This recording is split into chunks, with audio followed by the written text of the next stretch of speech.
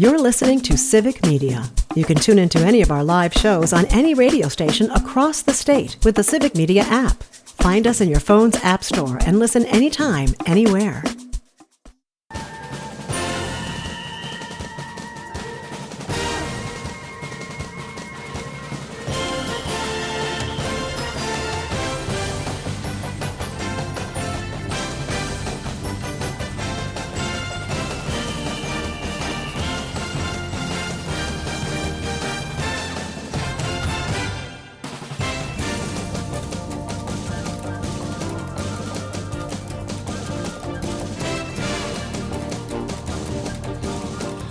And welcome to another edition of the Big High School Sports Show presented by K5 Construction on 98.9 WXCO, online at bullfallsradio.com, mobile devices and Alexa by searching WXCO and on the Civic Media app.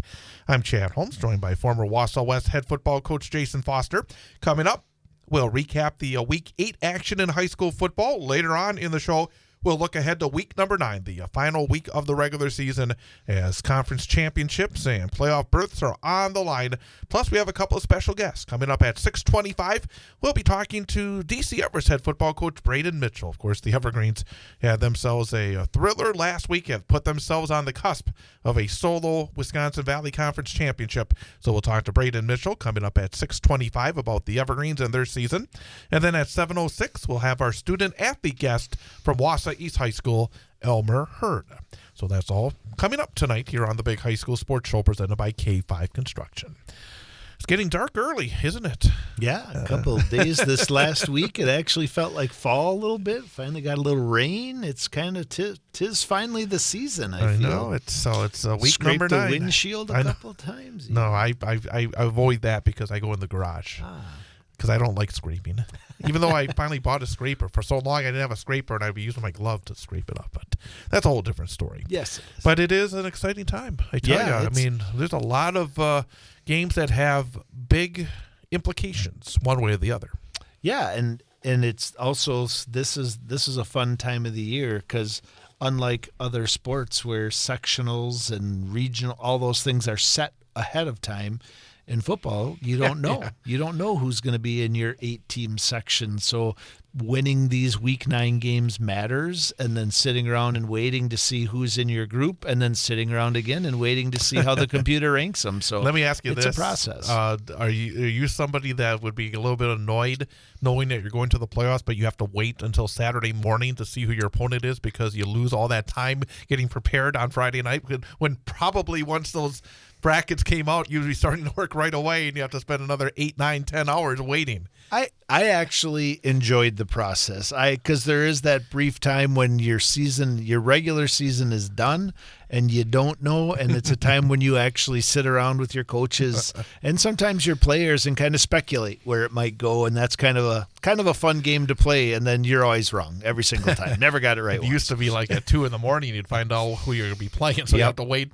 and just keep refreshing the WIAA site to see when they popped up there. But now they have the big. I think they have a TV show again on Saturday. So, and if you roll it way back, it used to be once you found out who you got, you got in the car with your VHS tape and you went for a car ride and met in the middle and exchanged tapes that way. And it used to be a time where you'd play on Thursday and then Tuesday. Yeah. Or something like Tuesday, that. Saturday. I mean, the craziness, whatever it was. Those were wild times, too. It certainly was. But let's talk about last week in week number 8. And, of course, the biggest game in the area did live up to the pre-game billing as DC Everest defeated Stevens Point in double overtime, 47-41. Late in the third quarter, DCE took a 35-14 lead, but then a kickoff return touchdown sparked a SPASH comeback that ultimately forced overtime. It looked like the Panthers were going to win it in the first overtime after Everest scored, missed on a 2-point conversion. Stevens Point scored, and then a blocked extra point kept Everest alive. After the Evergreens got a stop, they were able to score the game-winning touchdown on a 1-yard plunge by Logan George. Blake Bankston, 45 rushes for 249 yards and 2 touchdowns. That's enough. Then you had 5 catches for 112 yards and a touchdown. Logan George, 12 of 21, 218 yards, 3 touchdowns and a pick. Johnny Matthews continues his recent stellar play for Stevens Point, 20 rushes for 149 yards and 2 touchdowns. Grant Shodden, 10 of 19, 172 yards and 2 touchdowns. And Johnny Ananidius, I was having a hard time with that name a few weeks ago. I had 5 catches, 107 yards, and 2 touchdowns. I mean, obviously a lot was on the line, and of course, a lot happened. I mean, you just talk about basically a lot on the plate to talk about with that game. Yeah, I think I look back over my career, and we played in one double overtime game, and it was a week 1 game when I was at Northland Pines against Wittenberg-Burnhamwood, and I just remember how crazy that game was. So to think about that type of game being essentially for a conference championship, what a great thing for both teams. Incredible lifelong memories made, and obviously a little bit better memories for the Evergreens. And how about Blake Bankston? I mean, what more can a high school football player do in a game, and at the highest level too? So you think about with that all-conference meeting coming up and player of the year and stuff like that, he certainly put his name in the hat for that. Wausau West gets back on the winning track, 56-24 over Eau Claire Memorial.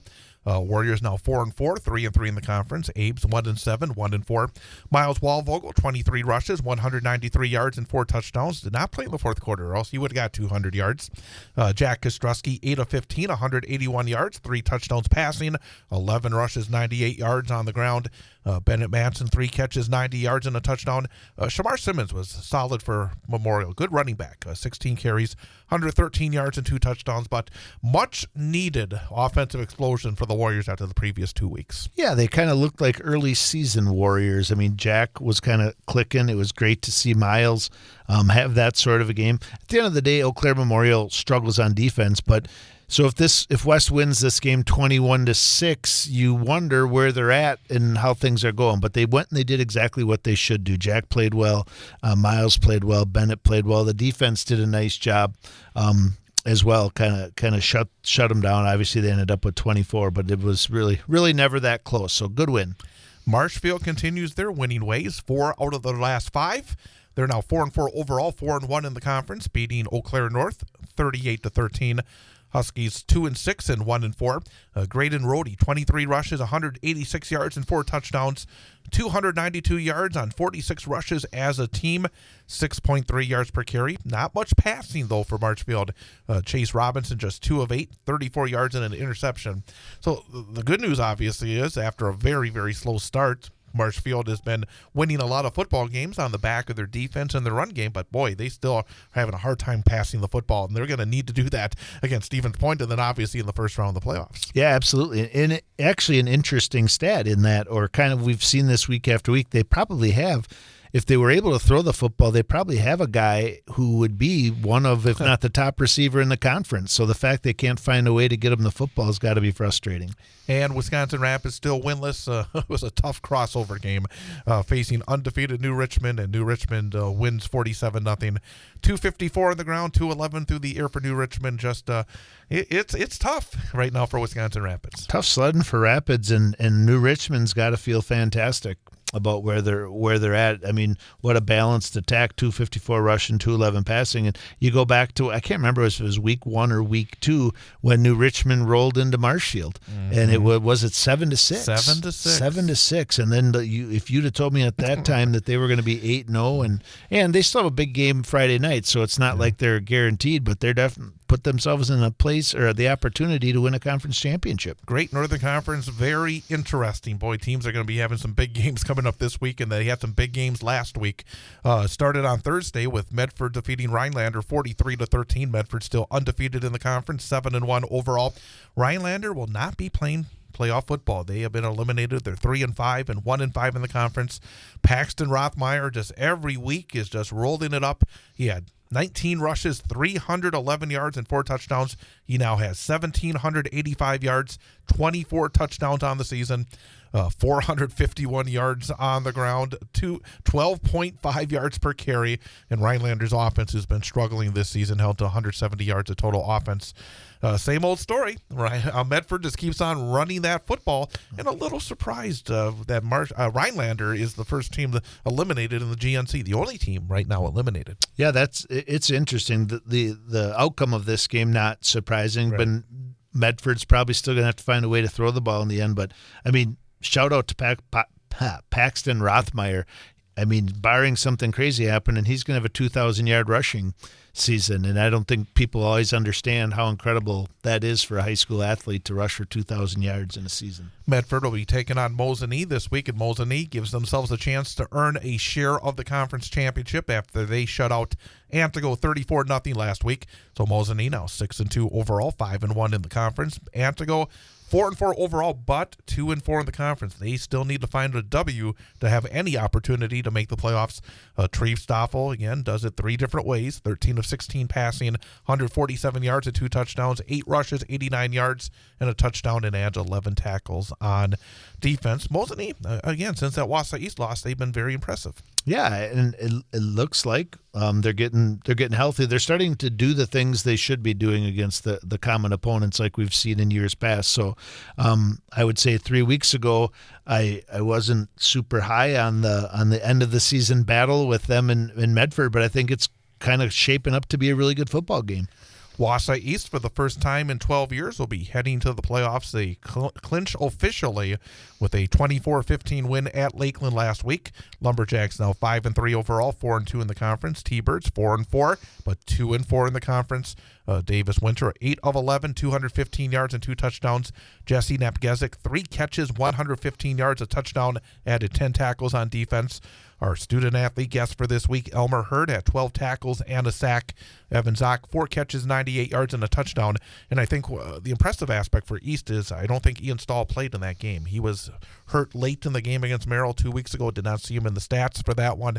And East still able to find a way and, again, get into the playoffs. Yeah, I mean, good for them.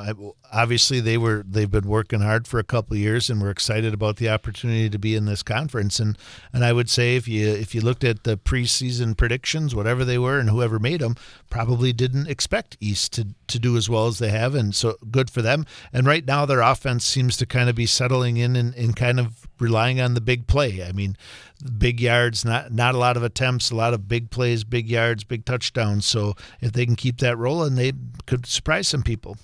And finally, in the GMC, huge win for Tomahawk. They kept their playoff hopes alive and made it tough on Merrill as Tomahawk beat Merrill in Merrill Saturday 17-11.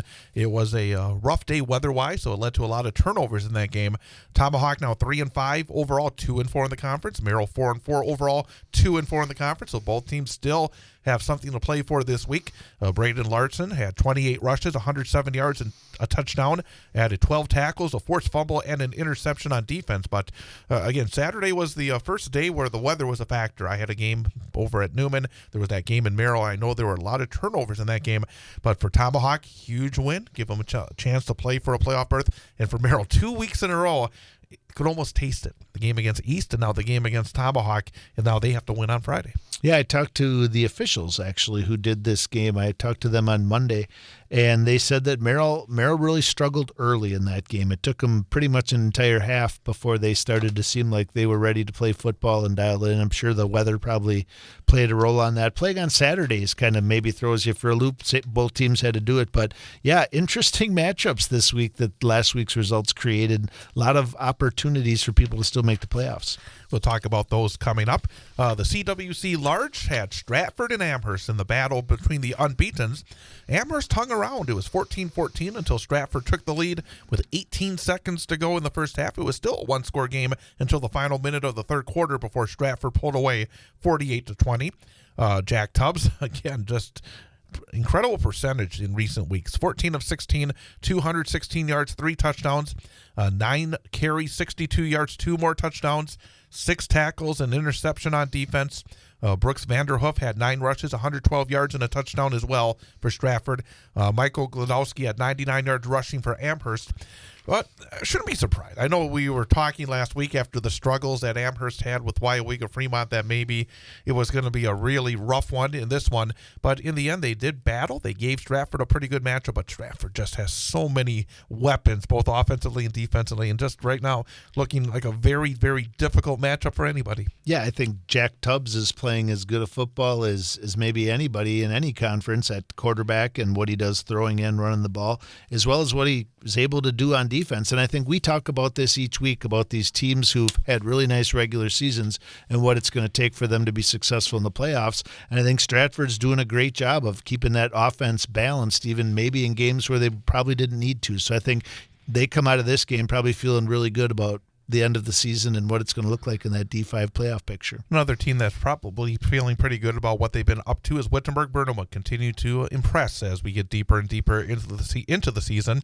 Chargers defeated Marathon 52-13 last week, so Whitburn now 6-2 overall, 5-1 in the CWC Large.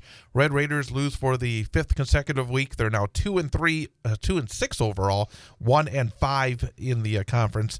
Bryson Schmid, 8 of 11, 110 yards, 9 rushes, 112 yards, 3 touchdowns. Jet Rogowski had 5 carries, 133 yards and a score. Michael Gunter, 8 rushes, 103 yards for Whitburn. So 3 different rushers hit the triple-digit mark for the Chargers.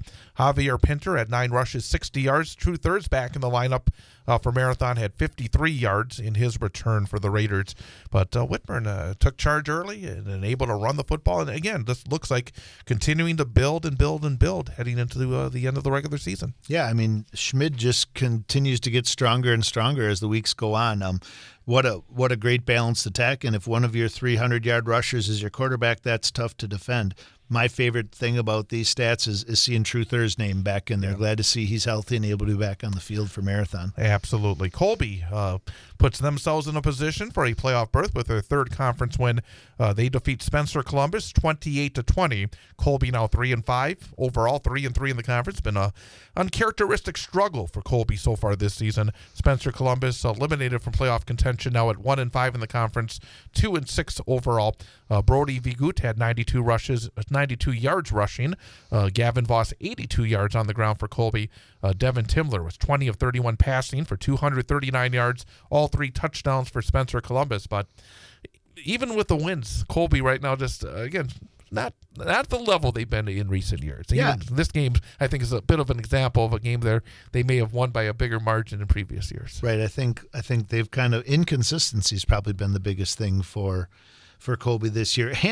And obviously Spencer Columbus has eliminated 1 conference win, but they sure have been challenging. The last 3 weeks they've played good football and been in each of these games, so tough loss for them. Wyowega, Fremont, and Loyal Greenwood. If you're a scoreboard operator, you're having a good time on this night. Wyowega, Fremont put up 60, and they beat Loyal Greenwood 60-46. So Wyowega, Fremont bouncing back from that heartbreaking loss to Amherst last week. Now 4-4 in the conference, 3-3 overall. Loyal Greenwood 1-7 overall, 0-6 in the conference. Cameron Zilke for Wyowega was 13 of 20, 188 yards, 2 touchdowns and a pick, 9 rushes, 62 yards, 3 touchdowns, and then added 17 tackles, a forced fumble on defense. Dawson Lind for Loyal Greenwood, 14 rushes, 186 yards, and 2 touchdowns. But Wyowega has played some of these games this year. They put up a lot of points a number of different times, and a good bounce back from a heartbreaker against Amherst. Good bounce back, good showing for Loyal Greenwood. Maybe tough on the Wyowega Fremont defense, but definitely sets up a great Week 9 game between Wyowega Fremont and Colby this week. See, is he here? Oh, he is here. So what we're going to do is take a 1-minute break and then come back. I this must have slipped in without me noticing. He snuck in. I was going to say we're going to keep on going and going and going, but no, we're going to stop right there. We will come back later on, look at the Merriwood CWC small and 8-player football. We'll look ahead to week number 9, but we also have a couple of special guests coming up in the next hour at 7:06. There'll be Elmer Heard of Wausau East, our student-athlete guest, and coming up next, the first-year head coach of the DC Everest Evergreens, Braden Mitchell. He'll be joining us coming up next. With Jason Foster, I'm Chad Holmes. It is the Big High School Sports Show presented by K5 Construction on 98.9 WXCO. On Thursday night, it's the annual Pink Ribbon Volleyball matchup as Wausau West takes on Wausau East in a match that can be heard live on 98.9 WXCO, online at BullFallsRadio.com. Mobile devices and Alexa by searching WXCO and on the Civic Media app. Coverage begins with the pre-match show at 6:50 and the first serve set for 7 p.m. Wausau West Sports on 98.9 WXCO is brought to you by the Cloverbell Credit Union, Red Robin Restaurants, Sun Printing, the Wausau West Athletic Department, North Star Restoration, K5 Construction, and Coast to Coast Marketing. It's the Pink Ribbon Volleyball Charity Matchup between Wausau West and Wausau East. Thursday, starting with the pre-match show at 6:50, first serve at 7 p.m. on your home for Wausau West Sports, 98.9 WXCO, bullfallsradio.com, mobile devices and Alexa by searching WXCO, and on the Civic Media app.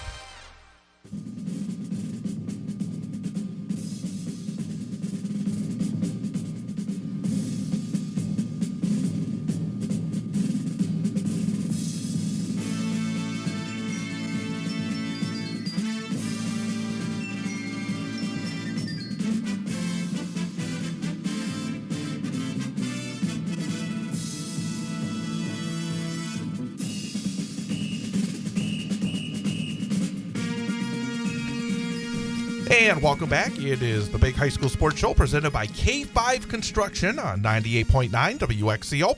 Online at bullfallsradio.com, mobile devices, and Alexa by searching WXCO and on the Civic Media app. And we're very happy to welcome in our coach guest for this week, the head football coach at DC Everest Senior High School, Braden Mitchell. Coach, thank you for popping on over. I appreciate you guys for having me. I know, but the thing as well is you play tomorrow night, so it's like... yeah, this has been a crazy week. It's been quick. It has been. It's been quite a week. I guess before we even talk about the season as a whole, being the first-year head coach, let's talk about last week's game, because obviously it was a special night, wasn't it? Number one, it was a special night. We have a big football game at Steam, conference championship, at least a share on the line. What was the feeling at Steam last week? Oh, it was unbelievable. The crowd has been amazing all year, and I think with every game and the success that we've had, it just keeps building bigger and bigger. And that community supports us like crazy, so it's super awesome, great atmosphere. And then I think we put on quite a show for them. Yeah, I think that and I know you're fairly new to the conference. You were at SPASH for a little bit and now at Everest, but fairly just new to the area in general. So coming to a place like DC Everest that has such incredible tradition, SPASH has really good football tradition. You know about that from your time there. What is it? What do you think it means to the conference for those two programs to kind of be not only back at the top but to be playing in a game like that late in the season for a conference championship? Yeah, I think it was huge for the conference. I think the level that the conference has grown to now, I think it's getting there, and hopefully we all have some success in the playoffs this next couple of weeks. That's kind of been the big thing with our conference, right? Okay, we beat each other up all year and stuff, and now can we do it in the playoffs? So hopefully in these next few weeks we find out. What was the feeling of that game? Because you had a 21-point lead late in the third quarter, then all of a sudden a special teams play kind of turned things around. Stevens Point came back. Then it looked like you were going to lose the football game in the first overtime. A special teams play saved the night for you, and then ultimately able to get a stop and a touchdown. What was the experience like of that roller coaster, especially in the second half and overtimes? Yeah, and that's how I've described it. It was a roller coaster ride, right? First 5 possessions, offensively, we felt really good. Moved the ball, scored on every possession. And then, went up 35-20 or 35-14 and gave up the kick return. It's one of those where, the kick was a dribbler and guys get out of their lanes when those things happen. And their return did a great job scoring. And then it's just at that moment, it's, okay, how do we stop the momentum? How do we slow them down? And, I think we went 3 and out, or no, we got one first down, but had a quick drive and had a punt and had a great punt, but then they were 2 big plays and down and scored, and then it was like, okay, can we rally? And we threw an interception there, which was an unbelievable play by, Anadeus. Heck of a job by him. Believe me, I did not enjoy that name. but a heck of a kid, great athlete all night. And so, it kind of showed us like, hey, all right, now can we battle back? And we talk about it all year. It's a game of runs, it's momentum, and then how do you respond? And that's what's awesome about high school football is we found out right away how can we respond to this, and even to go on a 2-minute drive and have an opportunity to kick a game-winning field goal there at the end was huge. And I told him I take the blame for that, putting that thing on the left hash. I think if it's in the middle of the field, that thing goes right through. But again, another great play by that kid. And one more thing, right? Like as a head coach, when you're going through the ups and downs like that, and like managing the clock, where do we want the kick to come from? Did we do enough time on special teams this week? You watch some of the college games last week, the Oregon and Ohio State game with whether he did or not. Yeah. We'll see that sneaking the guy in late and claiming it was strategy. Just all those things that just kind of go into a game, especially when the kids are excited, your coaching staff's excited, the crowd's going crazy. One of the things I was most looking forward to in this game was that you guys definitely in the conference have you guys in SPASH have the most offensive weapons, and they haven't let us down from week to week. Both two great quarterbacks, good running back. SPASH's kind of running back has been coming on in the last few weeks. And then so to see the stat lines after this and know what an offensive battle it was. But then what you talk about momentum and ups and downs. How does the defense react and prepare going into a game like that and kind of feeling really good about what they were, and then all of a sudden SPASH is right back in? And how hard was it for the defense Friday night? Yeah, I mean, and it's why I've never been good at being on that side of the ball, because it's so reactive and so I mean, we've talked about it all year with our defense of like, hey, can we eliminate the big plays? And when we do that, when we make teams have to go on drives, that's when we've had some success. We're very fortunate with the guys that we have on offense.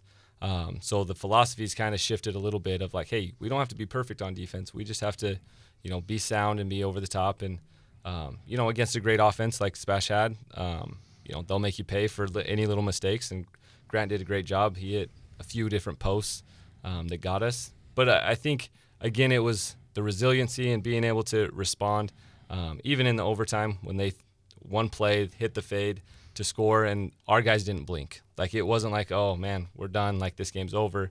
They were ready to go on the extra point, like lined up, ready to rock, and then got after it. And, like, hey, our backs were against the wall, and we showed, like, hey, we're ready to play, and we deserve this thing.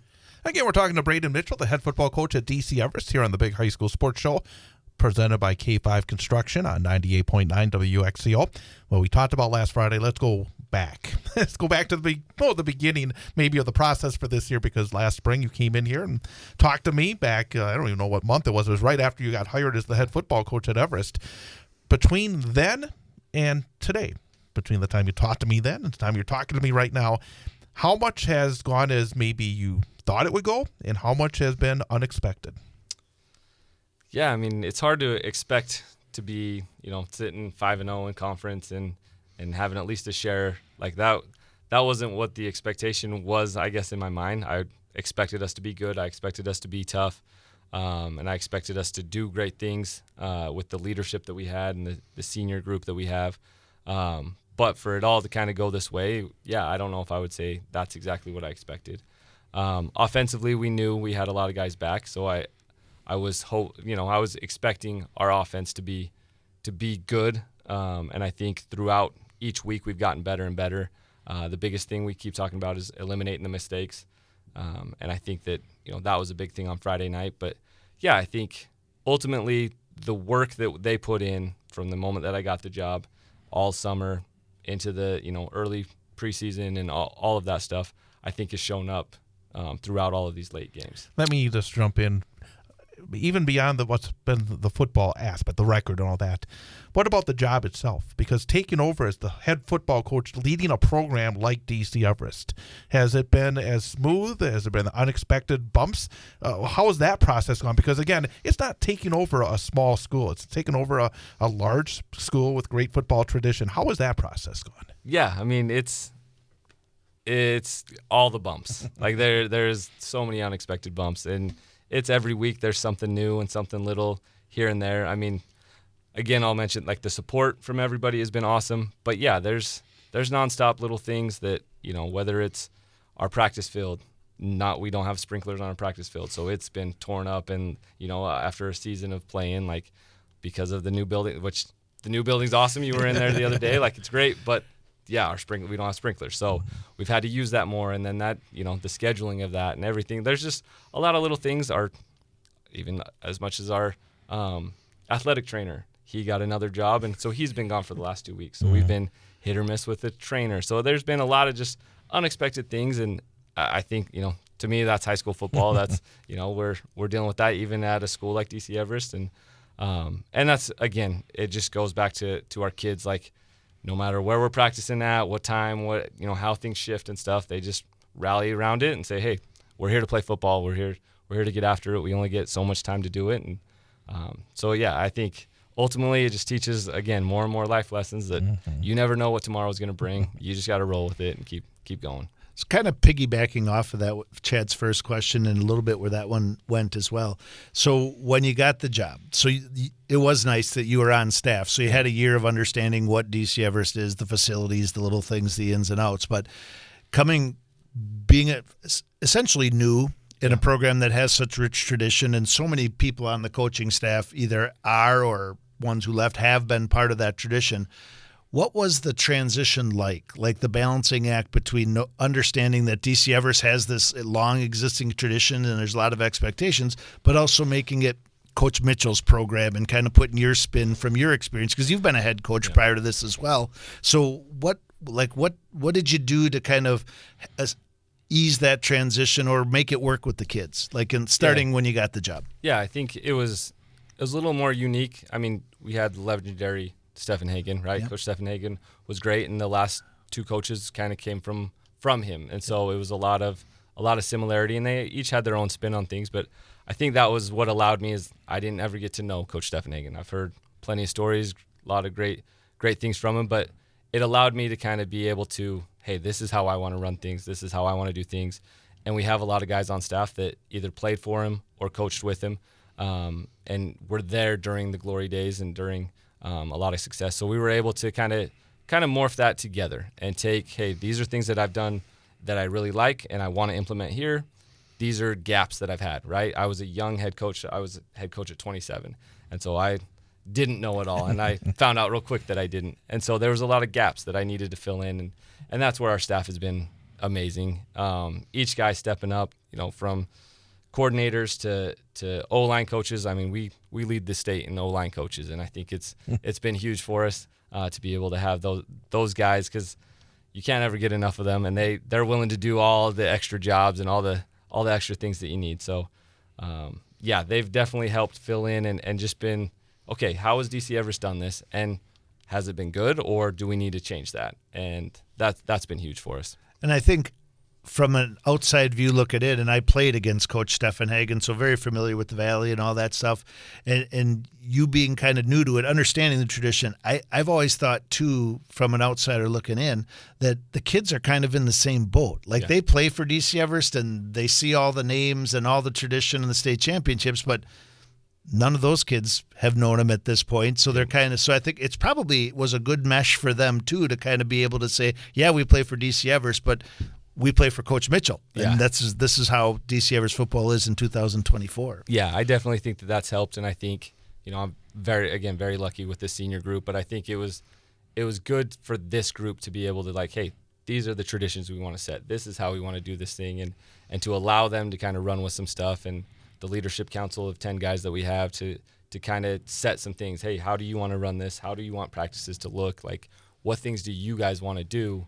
Because they get to kind of set what the tradition looks like going forward. And I think that's definitely been helpful. Again, we're talking to DC Everest football coach Braden Mitchell here on WXCO.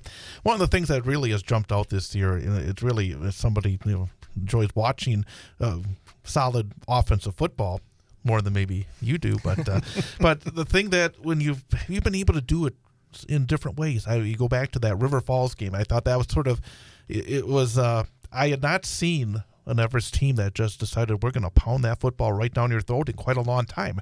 And it was surprising because I knew coming into this season, you got a kid like Logan George, who's such a good quarterback. You had Xavier Edwards, who's such a good wide receiver. I mean, Cohen Preby's a great athlete himself. And then you have a game where Logan gets 300-plus yards passing, darn near brings you all the way back against Chippewa Falls. I mean, can you talk a little bit about what your offense is? I mean, as a play caller, because you obviously have the flexibility to say, hey, this is really working. We can pound this football. But at the same time, if you see it working up top, you're able to do that as well. Could you talk a little bit about your offensive philosophy? I know we talked about it last spring, about where you came from, and I think how that's built on. But maybe just a little bit about generally the way you look at offensive football. Yeah, I mean, I love that we can be multiple, and we're lucky to have the guys that we have that allow us to be multiple. We get in, 10 personnel where we're one tight end or one running back, and our tight ends flexed out, and we look like we're in 4 receivers. We can get into a 12 set and be 2 tight ends and 1 running back. We can get into a heavy set and be 2 tight ends and 2 running backs. And we can kind of play around with it all. And so really when I look in game planning, it's part of it's based off of what the defense has done in the previous games and how they align to the different formations. And everybody runs similar type stuff and how we can kind of match up. And then I just look at, okay, are they going to try to take away the run? And usually going into a game, we expect, hey, they're going to be aware of where Blake is. Where's Bankston? They're going to be aware of him. And then sometimes we get in games and they're not. Like, sometimes it's like last week it felt like, okay, they're going to be more worried about our receivers and stop our big plays, which I definitely get because we can be explosive. But then that just opens it up and, Blake can go for 10-yard run, 10-yard run, 10-yard run. And then we get in games where, hey, they're going to take away 5. They're going to load the box. And, Xavier and Cohen can take advantage of that. Cole O'Brien at tight end takes advantage of that when we get into our 2 tight end sets with Cademan Anderson. It really puts a lot of stress. And then they're such good athletes, Cademan and Cole, that we can still run our whole passing game out of a 2 tight end set. So I think it's very tough. That's why I don't envy being a defensive coordinator. There's so much that I think that we're lucky enough to do offensively, and especially coming off this last week, I text Coach McAdams. I said I feel like I'm officially a Wisconsin head coach. I had a running back that took 50 touches. Like I think I'm legit now. So I think that again that's the kind of kids that we have. I think I think that we do a good job offensively and taking advantage of what the defense gives us, but when you have kids like we have, it makes it a lot easier. So you've been in the conference for a few years now, so you have a decent understanding of the Wisconsin Valley Conference. What have your thoughts been this year of the new conference, and then with the crossover games for non-conference and then the one conference crossover game? How do you compare the two? Where do you think the Valley sits versus the Big Rivers? Well, those first 2 weeks, it was tough for the Valley, I think. Yeah. We kind of went into it, and we knew Rice Lake was going to be good, but across the board, I think, was it only 1 win in the first week? It shows the Big Rivers is really good. New Richmond and Rice Lake, what they're doing, and being D2 and being able to do what they're doing has been unreal. I think that it kind of put both of our conferences like, hey, this is going to be competitive. Like, it's going to be tough, and I think it's good. I think we found out a lot in that first game. Where we are, things that we needed to work on. I think for me personally, it was a huge eye opener from a program standpoint of just how clean and crisp Rice Lake was on everything, and just kind of like, okay, there's a lot of stuff that I need to work on. And then getting into River Falls where they're super talented, and I think we caught them on some things and got after them a little bit. But I think both conferences very competitive, very tough. Obviously, again, New Richmond and Rice Lake kind of being a step above it. But I think it's going to be fun for these next few years, as long as this realignment stays, where I think we're going to get some good competitive football, especially those 2 non-conference right off the bat. I think those games are going to be huge, and huge in setting up seeding and all those things that it leads into. But I think the Valley, I think we're getting better. I think that there's a lot of things that are improving. I think we're finding out what it takes and how we can match up with different teams. I think it's been going to be fun these next few years. Yeah, I think it's going to make each other better, playing the Hudsons and the Rice Lakes and the Menominees and the New Richmonds in those non-conference games. And then it'll also be really interesting to see as we get into the playoffs now, and you bring in a couple teams from the East, whether it's the FRCC teams or the Fox Valley teams. But I think hopefully over time, the Big Rivers and the Valley kind of beating up on each other or making each other compete better maybe helps us stack up better to the East, which is, I think, ultimately the goal in this part of the state. What do you think? Do you think about like where you may land in the postseason?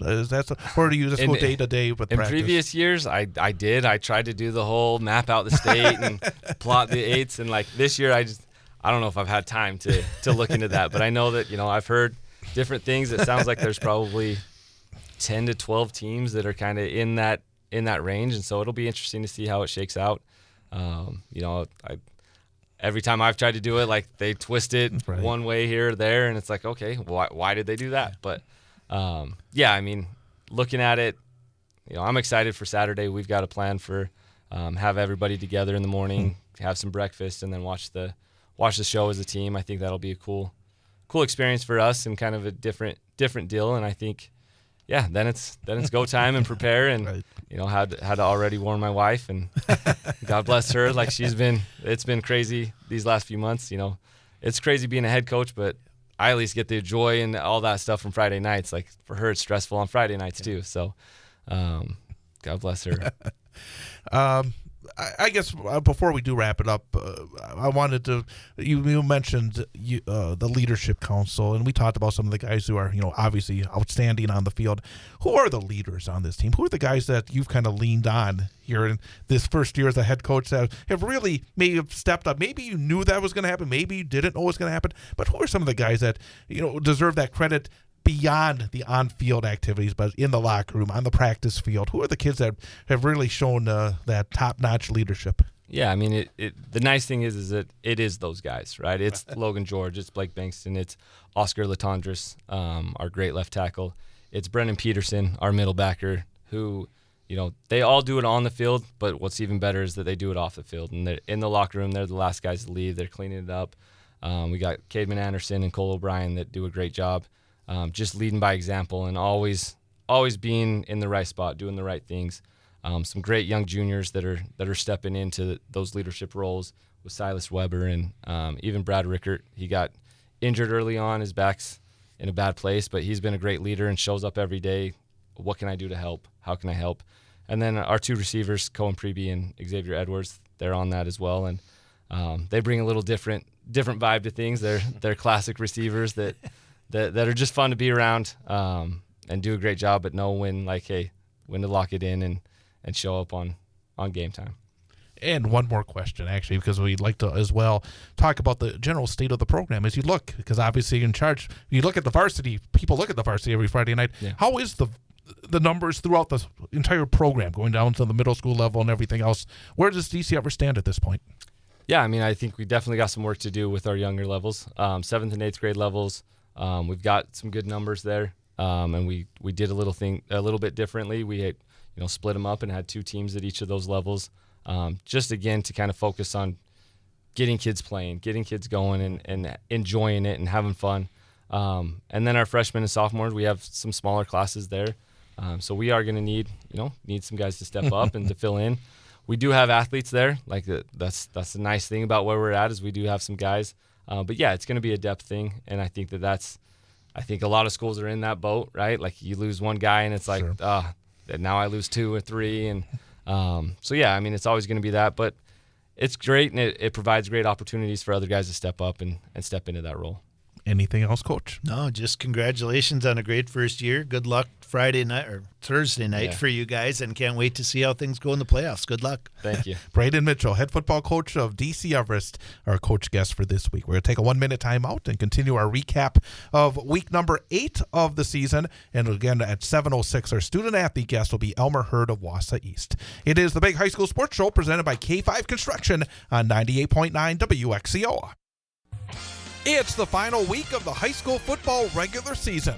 And on Friday, the Wausau West Warriors look to clinch a playoff berth, playing host to River Falls. Hear all the exciting action live on 98.9 WXCO. Online at BullFallsRadio.com. Mobile devices and Alexa by searching WXCO and on the Civic Media app. Coverage begins with the pregame show at 6:35 and the opening kickoff at 7 p.m. Wausau West Sports on 98.9 WXCO is brought to you by the Cloverbell Credit Union, Red Robin Restaurants, Sun Printing, the Wausau West Athletic Department, North Star Restoration, K5 Construction, and Coast to Coast Marketing. It's Wausau West hosting River Falls and high school football Friday night, starting with the pregame show at 6:35 and the opening kickoff at 7 p.m. on 98.9 WXCO, BullFallsRadio.com. Mobile devices and Alexa by searching WXCO and on the Civic Media app.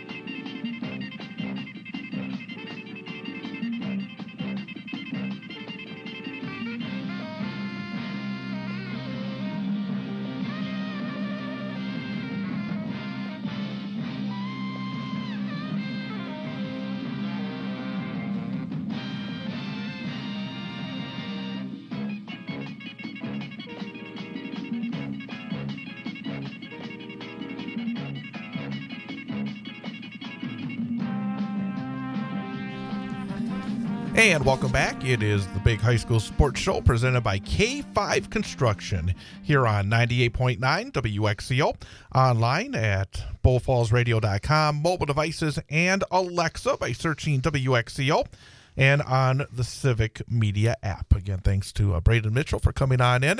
And you can sense the excitement. I mean, after a game like last week, and now knowing that the playoffs are coming, it just does get ratcheted up this time of year, doesn't it? Yeah, it does. And it was great talking to Coach Mitchell. Like it is, and it whatever. I don't know how to say it the right way, but it is a little bit of a changing of the guard at DC Everest, for better, for however you want to look at it, however it came to be this way. But I think it's good. Like I look at what Coach is doing down at SPASH and kind of change some things after a long run. I look at how things are changing there. I just think it's good for the conference. I think they each bring something unique. I think they've stepped up the offensive game in the conference and forces everybody to be better when they prepare for them. Changes at West after Jason Foster gets moved aside. I tell you, we met as a conference yesterday. Did a sportsmanship thing with all the kids, and I was kind of talking with the ADs. I said, looking at what's happening at SPASH and Everest, I think it's time to get rid of Biola and Gadel and Johnson, get rid of the old guard and replace them with these new young guys who are tearing it up. Oh, you're trouble. You're trouble. Let's continue talking about week number 8. We got through the Wisconsin Valley, Big Rivers East, the Great Northern, and the CWC Large, CWC Small / Merrillwood, whatever they're calling it these days. I'm not really sure. It's labeled on WisSports as Merrillwood / CWC. I called it the CWC Small for much of the year. But the one thing is, whether it's CWC Small, whether it's Merrillwood, it is Edgar. They continue to dominate that conference. Edgar defeated Pacelli 47-0 last week. Edgar now 7-1 overall, 6-0 in the conference. Pacelli 2-5 overall, 2-4 in the conference. Edgar led 28-0 after one quarter, but they do what they do. They return kicks, and they had 2 punt return touchdowns in the first quarter. Maverick Butt had 4 carries, 57 yards, and 2 touchdowns. Tucker Street, 4 of 4, 90 yards, 2 touchdowns for Edgar. Bryce Flaker, 14 carries, 48 yards for Pacelli. But so far this season, since that Stratford game, Edgar's just kind of rolled. No threats. Yeah, and that's great for them. They'll come in fresh and healthy, but also unchallenged, and it'll be interesting to see how that sets up in the playoffs and what that competition that they see, because they have not had a lot of challenges in the second half of the season. One team that could challenge this week, on a good night. It's not going to be easy, obviously, but Abbotsford is 7-1, 5-1 in the conference. They defeated Rosholt 43-28. Rosholt 1-7 overall, 0-6 in the league. Abbotsford came out very quickly. It was 35-0 Falcons after one quarter. Irvin Aguilera did not have a lot of work. He had 2 rushes, 55 yards, and a touchdown for Abbey. Keegan O'Donnell was 12 of 27, 206 yards, 3 touchdowns, 3 interceptions for Rosholt. But Abbotsford bouncing back after losing to Auburndale, 7-1, 5-1. And how do you look at, for Abbotsford? They had a tough one against one of the other top teams. Is it a good thing to play Edgar in week number 9?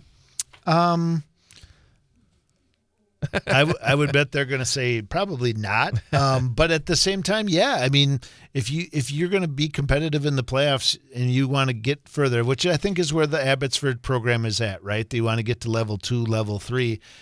In week 9, you're going to see what a level 4, level 5 state team looks like. So I think it will be a good test for them. They definitely need to have a good game plan and come in looking for those. I mean, obviously they're going to come in to try to win, tall order, but can we slow them down? Can we force their starters to play the entire game? Iola Scandinavia roughed up Pittsfield 41-6. Again, Iola's been very, very good this season. They're now 6-2, 4-2 in the conference. Pittsfield 2-6, 2-4 in the conference. Jensen Rice, who's been just stellar at the quarterback position, 13 rushes, 129 yards and 3 touchdowns. Billy Myers, 10 rushes, 97 yards. Another big rushing night overall for IS. 299 yards on 30 carries. Dawson Luther, 15 rushes, 69 yards for Pittsfield. I was a little surprised it was this big of a margin in this game. Yeah, I think we keep looking for maybe Pittsville to step up and maybe slow some other teams down or have a little bit more of a showing. But I think it probably speaks more to who Iola is, and maybe they're getting ready for a run in the postseason. And Auburndale shut down Assumption 49-0. Auburndale 7-1, 5-1 in league. Assumption winless on the season. 2 100-yard rushers, 337 yards rushing on 30 attempts as a team. 11.2 yards per rush for Auburndale. In 8-player football, in a game that I had on Saturday here on 98.9 WXCO, I had a 56-24 game on Friday night, had a 56-24 game on Saturday afternoon as Newman Catholic defeated Tri-County 56-24. 6-1 Cards. Penguins now 5-2. Everett Pent, 11 rushes, 128 yards and 2 touchdowns. Carson Rice, 9 carries, 116 yards, 3 scores. Newman ran it up and down the field, 413 yards rushing, 9.3 yards per carry as a team.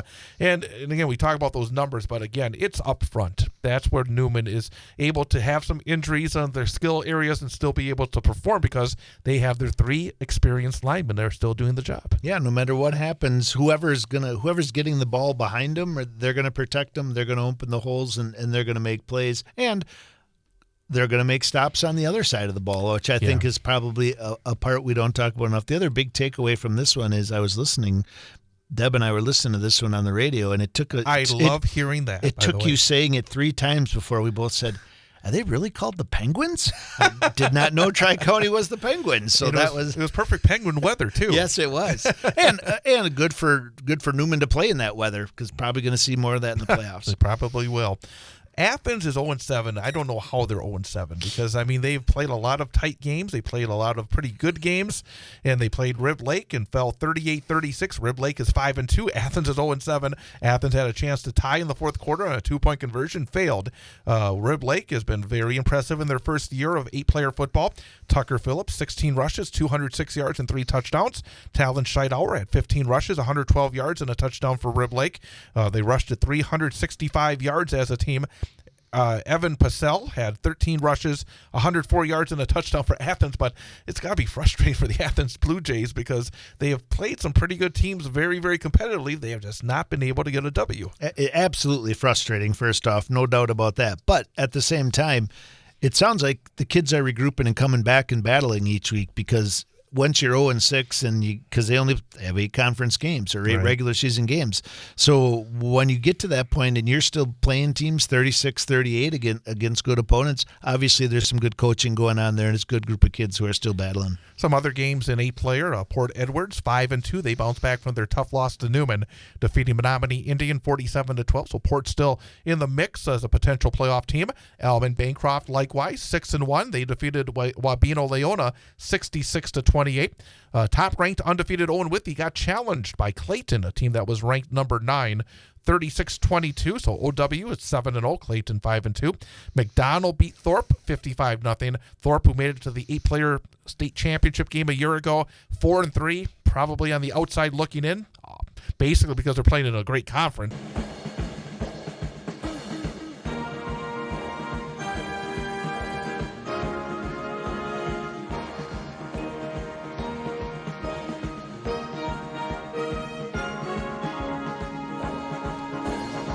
And welcome back.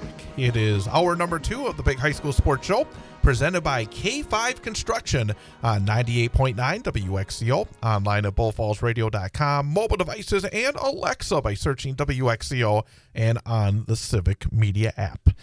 Joined again by former Wausau West head football coach Jason Foster. I'm Chad Holmes, and time now, as we do every week, starting off the second hour with our student-athlete guest from the Wausau East Lumberjacks, heading to the playoffs for the first time in 12 years, offensive and defensive lineman Elmer Heard. And Elmer, thank you for coming on by. Yeah, thanks for having me. Well, again, it's got to be so much excitement where this program has been. You've been part of it, obviously, as a senior. You saw where it was coming from. The building process, not having a varsity football team, actually having the year playing 8-player, then returning last season back into action, snapping a long losing streak, getting a couple of really nice wins, and this year in the Great Northern Conference, able to earn a playoff spot. I guess if you take a whole look at the whole experience, what has it been like for the student athletes at Wausau East, part of the football program? Does it feel a little vindication with the process you've gone through? For sure, yeah, it feels good because it's just, we've had to stay grounded with how Wausau East has been, and like seeing how it's been coming up now, it feels good, yeah. Going through the times where you didn't have varsity football, where it probably felt like the goals were a long way away. How did you and your teammates keep the focus or keep working and say, hey, we're going to stick through this. We're going to keep on playing football. We're going to try to be there when East is back playing varsity football. Was that hard to do? Were there times where you thought, oh, maybe there's something else I could do? What kept you going in terms of football at East? Just at the end of the day, we were all friends, and that's what we came up doing. So we just had fun playing, whether it's varsity or not. I love it when Chad picks the host. I don't get any say in it. So I love it when the guest. Just I kidding. pick the host. Oh, you are the host. Chad picks the guest. But so I love it when he has on defensive guys, and I love it when he has on linemen. So you're double dipping. I think that's awesome. So obviously, playing defensive tackle, you guys are having a great season. You're having a great season. What is the mindset of overall your team, but like defense? Like, how do you guys approach week to week? What are you guys? Are you guys smart and watch a ton of film? Are you guys just gritty and tough and play with a lot of swagger? Tell me about your defense. We're definitely gritty and watch film, but we just like to get in there, and we want to make the person next to us not want to play us the whole game. That's our mentality. Who are some of the other guys besides yourself that are keys on the Lumberjack D? Colin Munchow for sure. He's the other D tackle. He's been making this season much easier for me by far by making them focus on him more. And then Jesse Nupgezik on the outside linebacker, and he'll play safety sometimes. That's actually an interesting point, because as a defensive tackle, if you're on the ends, there's often more opportunities one-on-one. But, boy, when you're in the middle and you're somebody that makes plays, they're going to have a center, a guard, maybe a running back. I mean, they're going to have all sorts of people working on you. If you don't have help, you're not going to be able to get things accomplished. And I imagine that without strong teammates, you would not be able to put up some of the – I mean, again, I mentioned to you before you came on the air, you don't see defensive tackles have double-digit tackles in back-to-back weeks like you had and 3.5 sacks against Merrill. But it really is a team effort in terms of individual success. Yeah.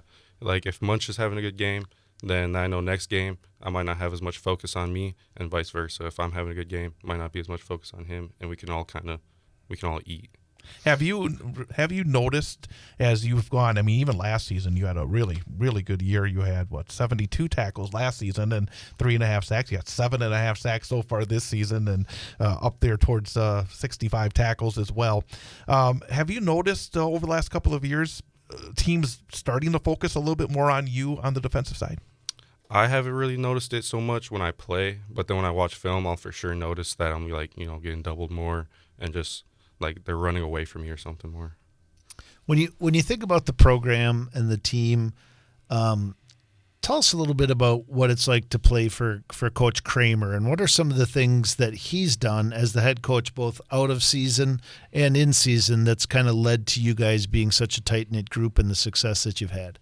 It's just been fun being coached by him. Like, he's a young coach, so he understands us, and he gets us involved with the community and with the team and the school, and he's always doing stuff with us. I think that's the best part, is he's not just telling us to do things, he's also doing it with us and like going to events. Who are some of the coaches on the defensive side of the football that help you out and put you in those positions to succeed? Coach Kong for sure. Coach Kong. And you are a two-way player. Do you basically play every play outside of the maybe you do play the special teams? Are you basically out there for every play? Almost, yeah. Except for kickoff, I'm out there for everything. How do you go about that? Is it maybe you don't do anything special because you're just used to it? But when you think about being out there for every play, and especially on the lines, I mean, there's really no way of taking a play off in terms of the contact. Is it difficult? Is it something that you're just used to doing? How is the mental aspect along with the physical aspect of playing two ways? I'm definitely used to it now, but in the beginning of the season, you're definitely worried about just cardio and your conditioning. But then after like the first game or two, you're pretty locked in and you're just ready to go. You just want to play.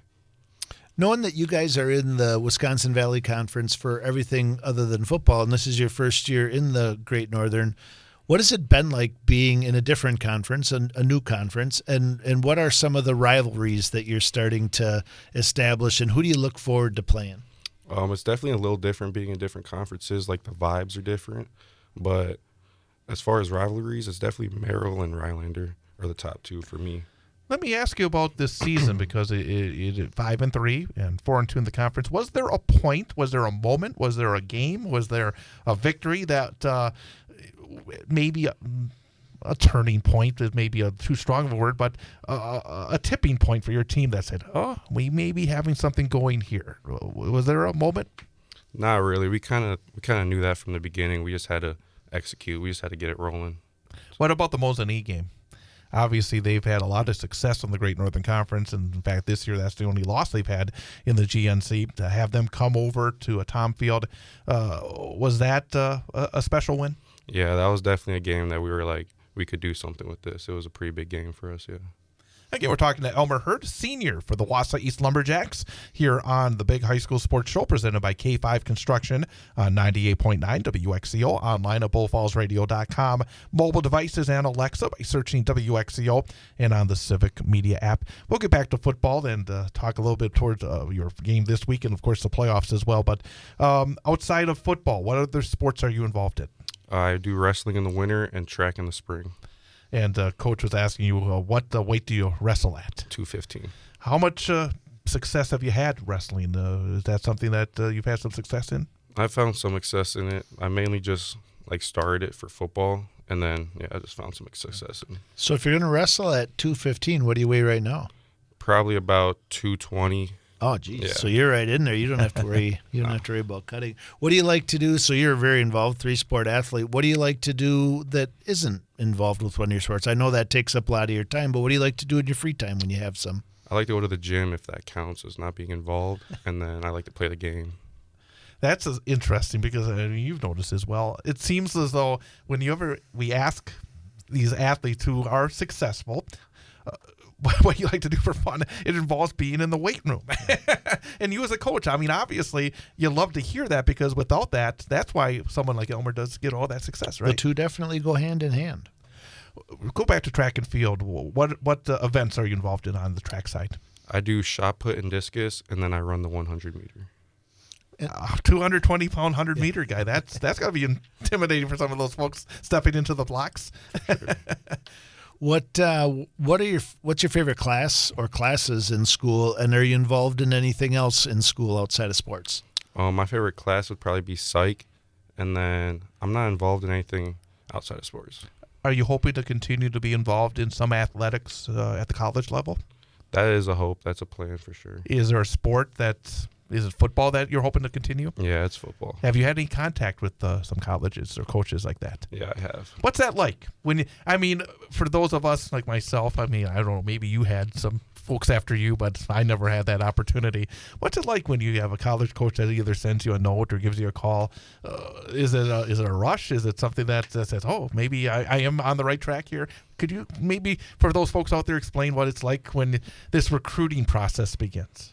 Yeah, it's definitely a little intimidating for sure when you first get the message, but it is a rush, because it's like, you're doing the right things and you're on the right track. So, you just have to keep getting better and just keep improving. And it's also good for your team and your program, right? Like you're doing the hard work. People are recognizing you're going to camps and you're doing the things like those are all things that help move your team and your program forward when guys start to go on and play at the next level. Agreed? Yeah, for sure. Let's look ahead. You got Anago coming up on Friday night to wrap up the regular season and then the playoffs. Obviously, there's work to be done because that's a significant game. They're going to come out with everything they have because they got to win that football game to have any chance of the playoffs. But at the same time, you want to be in a position to be as highly seeded as possible. It'd be great to not have to get on a bus in a couple of weeks' time. When you look ahead, though, towards the playoffs, do you, when you maybe put your head on the pillow, do you start thinking already about what it's going to be like to actually be in a football playoff game for Wausau East, or something that hasn't happened for any of your teammates in their high school careers? I've definitely had some thoughts about it, especially with the chances of us having a home game, but it's really just been focused on ending the season on Anago with a good win and going to the playoffs confident. Knowing that you already have a playoff spot secured, obviously you're going to take care of business Friday night and beat Anago. Do you guys have any plans as a team to kind of get together on Saturday and see where you end up? Yeah, we are planning on getting a little watch party going for the Playoffs. So let me ask you about preparation for a game, because obviously you have a lot on your plate. You're both on the offensive side and the defensive side. How do you go about preparing each week? How much work is done in terms of watching film? Could you give us a little insight on the work week? Because folks will go out there on Friday night, see your team in action, see what you're doing. Could you talk a little bit about the preparation side to get ready for a football game? What do you do in terms of your week? Yeah, for me, early in the week is I'm just getting my film hours up, and I'll take some notes on things that I need to, and then I'll share it with my other teammates. And then when we go to the field, it's just hoping the coaches bring a good scout plan for us, and then just hoping everyone practices hard and with intent.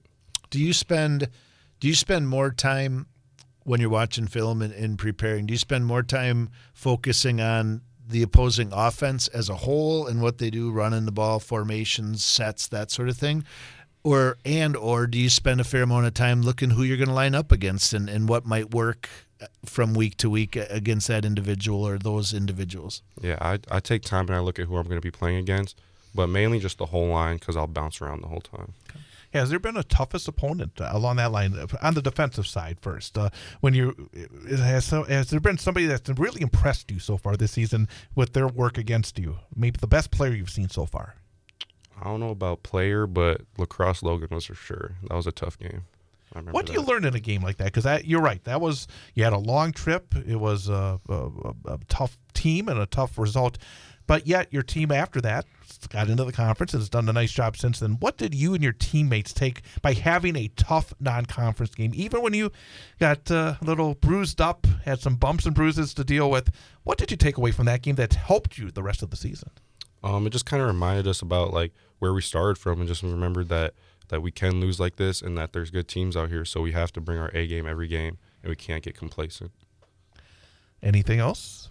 No, it's been fun to watch you guys this year and from week to week and progress, and a great win against Mosinee that's kind of put you into this situation that you're in. So good luck this week, and looking forward to see where you guys end up in the playoffs. But we do have one final question. I always say, do you have one more question? Because I don't want to cut them off and ask the final question. But we have one question we always finish our student athlete guests with.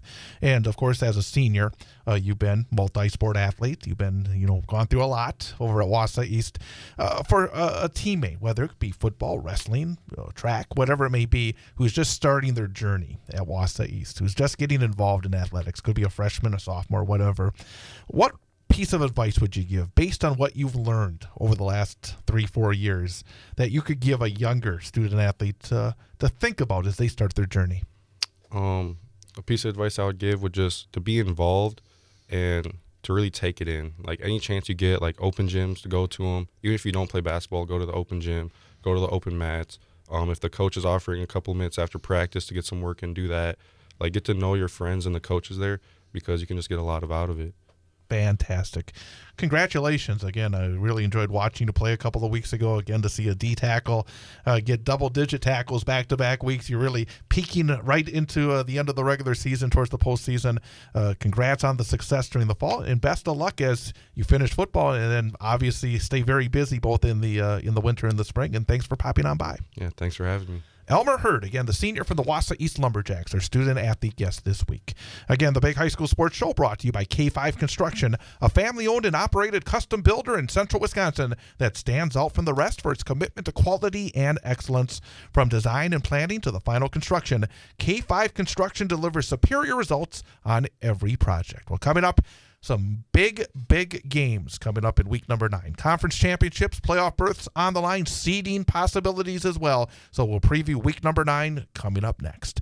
With Jason Foster, I'm Chad Holmes, the Big High School Sports Show, presented by K5 Construction on 98.9 WXCO. What a week it was on the gridiron as conference races come into view and playoffs are just around the corner. I'm Travis Wilson, and this is a WisSports.net Minute brought to you by Just a Game Fieldhouse in Wisconsin Dells. You may have heard of Just a Game Fieldhouse in Wisconsin Dells, one of the country's premier destinations for youth sports and events, but did you know that Just a Game does so much more? Just a Game also delivers end-to-end apparel, equipment, and event solutions. With their state-of-the-art screen printing and embroidery facility, they can help with branding for your team and business items, including uniforms, apparel, and more. Just a Game also offers digital services that include a cashless digital platform and event live streaming. Just a Game has also added a second brand new facility in Reedsburg. Find more information at justagame.com.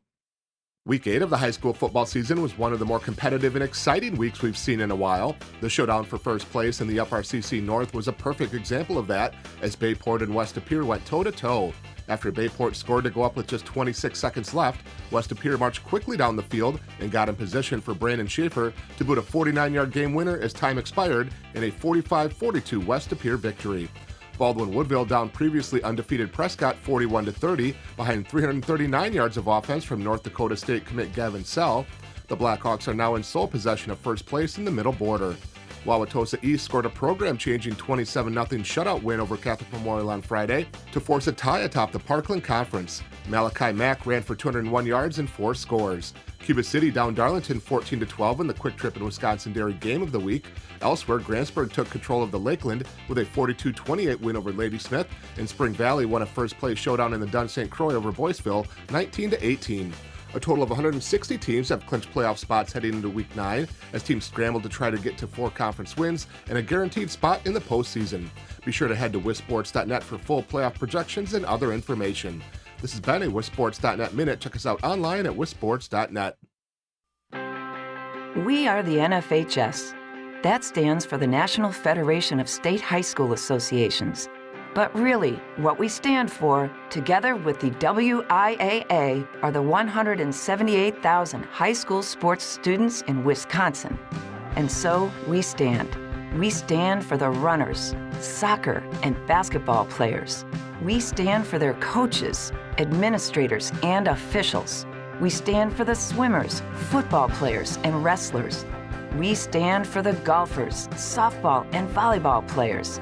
We stand as the national leader and advocate for high school athletics and all who participate in them and make them possible, because it is our purpose to ensure that high school students get to play, perform, and compete together. To learn more about who we are and what we stand for, visit nfhs.org.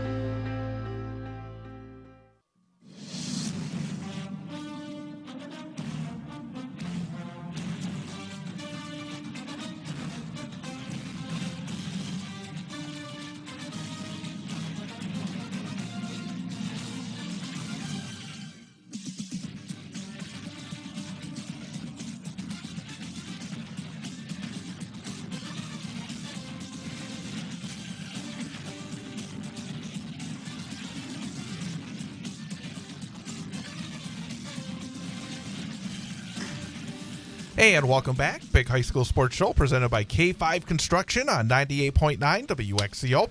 Online at bullfallsradio.com. Mobile devices and Alexa by searching WXCO, and on the Civic Media app. With Jason Foster, I'm Chad Holmes. And again, real nice to talk to Elmer Heard. And it's always interesting. This is a guy who's on the line, very soft-spoken, big guy. Great athlete, but comes across very soft-spoken, and then you probably get him in the helmet and the pads. He's probably a completely different guy because he's had a fantastic year. And as I said, he had double-digit tackles and like 3.5 sacks against Merrill, then had 12, 13 tackles last week in that big win up in Lakeland, had another sack and a half or a sack in that game as well. And one of the things that's interesting, we had DeAndre Bournes from West, another guy, interior. That's not easy, as I was talking about, where on the defensive end, you have an opportunity sometimes to get that one-on-one.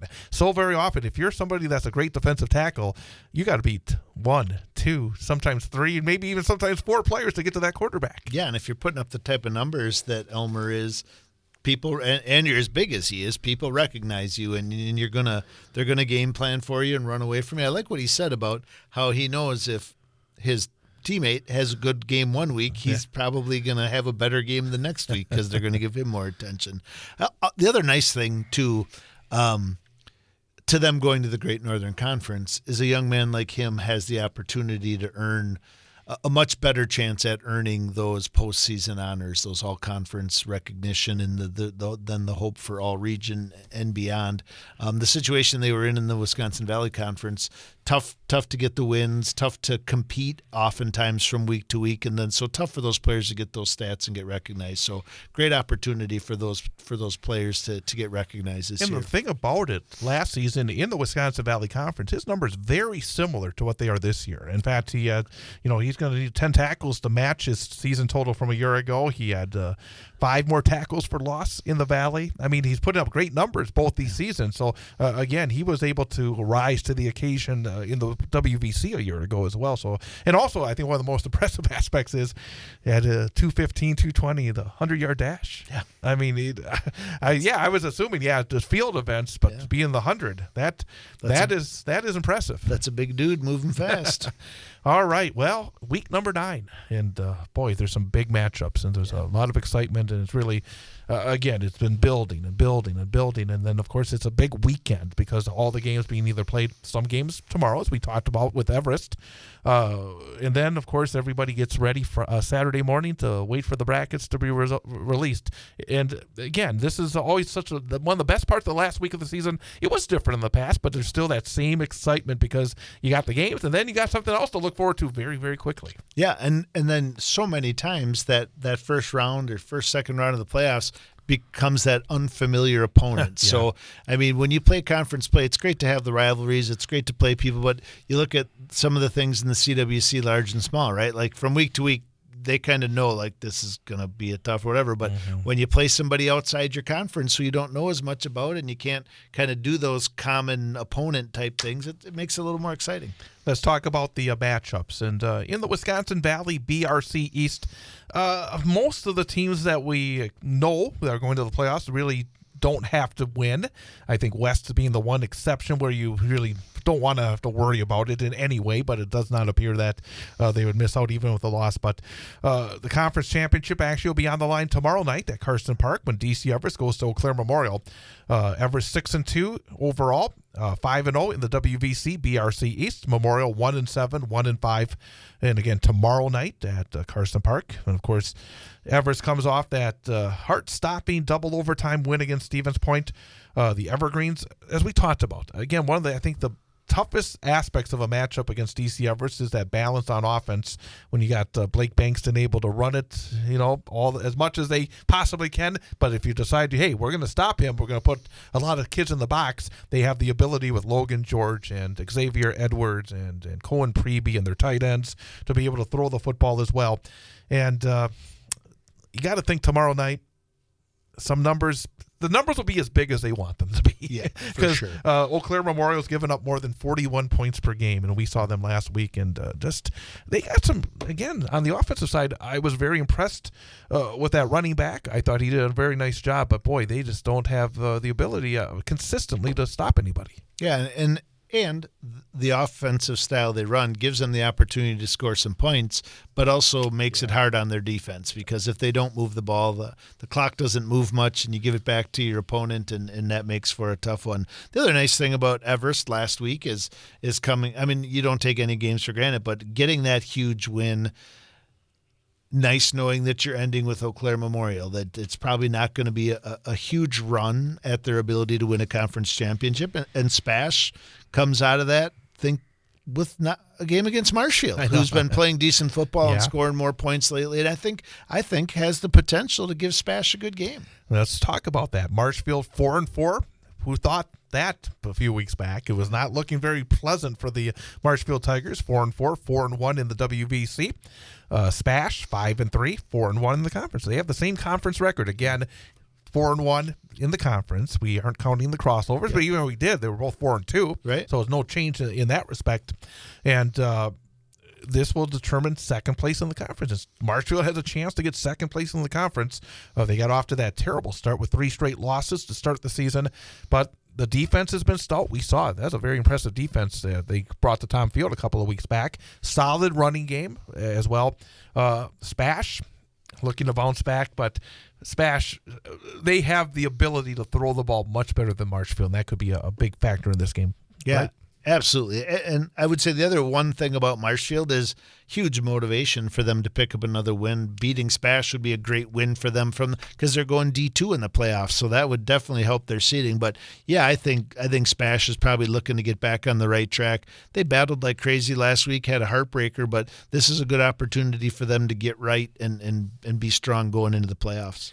in a game that we will have right here on 98.9 WXCO, bullfallsradio.com, and on the Civic Media app on Friday night.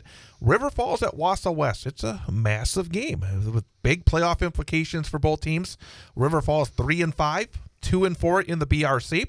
Wausau West 4-4, 3-3 in the WVC BRC East. And again, just for folks to realize that every team in these two conferences have one crossover game between weeks 3 and 9 for these two teams. They're waiting to the final week of the regular season.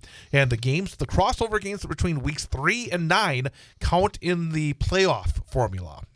Basically, if you get 3 conference wins, you're eligible, and we'll see where you fall with the tiebreaker. And if you get 4 conference wins, that you are automatically in the conference, in the playoffs. So if Wausau West 3-3 in the conference, and they get this win, that is number 4. That would automatically put them in. And for River Falls, 2-4 in the BRC, they get a 3rd win, then they're eligible in all likelihood, based on the strength of that conference. And we can say it. They will be in the playoffs if they get to 3-4 because of the strength of their conference and the strength of their wins. So, again, and the thing about River Falls, their season was dead last week. They were dead and buried. They were playing a good Menominee team on the road. They were down by 13 at halftime. They had lost 4 games in a row, 29-6 in the second half. They win the game, and all of a sudden, it's a whole new season, and that's a dangerous opponent for the Warriors, isn't it? Yeah, absolutely. And it's a good football team. I mean, they're not too many years removed from a conference championship over there. And when I would say Coach Mitchell kind of touched on it, and the Valley is looking to improve and get better. But I think if you ask most people right now, you would say that side over there in the Big Rivers is probably a little stronger than the Wisconsin Valley. So they've been in some tough games against some really good teams, and definitely a dangerous team coming over on Friday night. Let's kind of look at this. Let's look at these teams in the Valley BRC East and see who's won their crossover game. DC Everest. Nope. Stevens Point. Nope. Marshfield. Nope. Wausau West is playing. Wisconsin Rapids. Nope. They haven't won a game. And Eau Claire Memorial. No, they haven't either. They only beat Rapids. And Eau Claire North has. They play Superior. Yes. So one of the teams. I think just for the Valley, and this is actually, again, a very competitive matchup. I think this is a game that you could go either way. So I just think it's for the WVC going into the playoffs. And again, odds are at least 1 or 2 of these teams are going to play somebody from the Big Rivers in the playoffs, right? For sure. So, again, it's very interesting. And what about Wausau West? It's been a little bit of a roller coaster for Wausau West this season. There's been ups, there's been downs. Obviously, you see these guys every single day. I see them every week. What's your take on where Wausau West is right now? Well, I think last week was, like we talked about earlier, was a good win for them. I think it got their offense right against a team that was good to get your offense right against, right? A Eau Claire Memorial team who struggles defensively. And I would say earlier in the year, it felt like the offense was the strength of this team, and the defense was kind of finding their way. They're running into new defense this year. I would say the second half of the season, the opposite may have been true. Like their defense is playing a little more consistently down the stretch here, and their offense has kind of had its ups and downs. Obviously, injuries have played a huge role in that, but I think that's what they're going to need to win Friday night and to have some success moving forward, is for that offense to continue to move the sticks, to not make mistakes, whether it's turning the ball over or penalties. That's probably the difference. If you go back to the Marshfield game, I mean, that was really the difference in that game, right? To only score 8 points, and their defense held a Marshfield team who's been scoring a lot of points to 14. And that was kind of I think the turning point when you look at not the season, but the second half of the season. That game was kind of the turning point that kind of set them back a little bit and made them start questioning their identity and what they were going to do. So last week was a get-right game, and this will be a really good test. I mean, I think you can consider River Falls a playoff team. Obviously, if they don't win, they won't be in the playoffs. But I think when you look at their program and how battle-tested they are, that this is a good test for the Warriors to see where they're at. And the final game, no playoff implications. Eau Claire North at Wisconsin Rapids, but obviously for Wisconsin Rapids, they feel like this is probably a game they can get. Eau Claire North, I was a little surprised they didn't give Marshfield a bit of a better go of it last week. But for Rapids, one more chance to try to get that win, and that is important for all those young men and the coaches as well. Yeah, you are now looking at built for a team like that and the situation they've had this year. This is what you're going into the offseason with. This is the taste you're going to have in your mouth, and this is in a week you're going to be talking about winter sports and getting the non-winter sport kids into the weight room. This is their motivation game. Great Northern Conference, and they got a massive game in the GNC. The schedule makers it landed right. Medford at Mosinee. Medford 7-1, 6-0 in the conference. Mosinee 6-2, 5-1 in the conference. Medford claims the conference title with a win. Mosinee shares the league title with Medford with a win. Mosinee will face one of the top running backs not only in the area but in the state of Wisconsin in the Raiders, Paxton Rothmeyer. Mosinee, of course, has Treve Stoffel, who throws it well, he runs it well, he defends it well, and Mosinee's offense has started to pick it up a little bit. Their defense as well has really done a nice job recently, but this is going to be a huge challenge. And I would guess for Mosinee, let's look at this game. You want to score first. Yes. Yeah, you want to score first. I mean, the other silver lining for Mosinee is it's at Mosinee, so I'm sure they'll have a great crowd. There is very, very little love lost between these two communities. It's one heck of a rivalry in many sports in the Great Northern Conference, so it should be a great atmosphere for a Friday night game. Medford wants to close this thing out. They want an undefeated conference season. They want to go into the playoffs as an undefeated conference championship. That helps you in the seeding process. So it should be a good game. Mosinee's definitely been playing better football. You assume they're getting more and more healthy each week, so it should be a great game. Does playing on grass help Mosinee as well? Because Medford plays on turf at home. Yeah, I think it absolutely does. I mean, it's their atmosphere in general, but I think in this day and age, it's a big difference because there aren't very many of the grass fields left. Wausau East goes to a place that does have grass. Antigo, it's a very traditional Schofield Stadium. East 5-3, 4-2. They have clinched their playoff berth. And Antigo 4-4, 2-4. They need a win to have a chance at the postseason. For Wausau East, again, I think they're going to have to ride Davis Winter and Jesse Napgezik without Ian Stahl being in the lineup. So I think that it makes for a more of maybe a passing tilt for the Lumberjacks. They had three big plays, about 115 yards on three connections last week in that win up in Lakeland. And quarterback Colton Tomei, when the Robins have scored, he has been the key. And obviously, I think if they slow down Colton Tomei, then East has a good chance. And as we talked about, I mean, for East to get that sixth win will be significant. And obviously, in Antigo, playing for a postseason berth, it's an interesting game. Yeah, it is. I certainly, if I'm East, don't take anything for granted going over there. We talk about tradition. You talk about playing the field. You said there's a ton of tradition on the field right now. It sounds like they're struggling in their facilities, like they're having some bleacher issues and stuff over there. Yeah. But I think the one advantage East definitely has in this, and I think it's a big story or a big reason for their overall success in the conference this year, is their ability to throw the football, is the ability to have those big plays. In these conferences with some of the smaller schools, with some of the schools that rely so heavily on running the football, and you see a lot of scores that are lower, like in those the teens to the 20s, the single digits to the low teens. I think the ability to throw the ball, the ability to have big plays and big playmakers, and I would say you could say that about Wausau East with Napgezik and Winter and Stahl. I know Stahl's not playing. But I think that is probably going to be the difference in this game, because not only can they do it, these teams aren't used to having to defend it from week to week in their secondary, and that's a big ask to defend athletes like Jesse Napgezik in the secondary if you're not used to it week in and week out.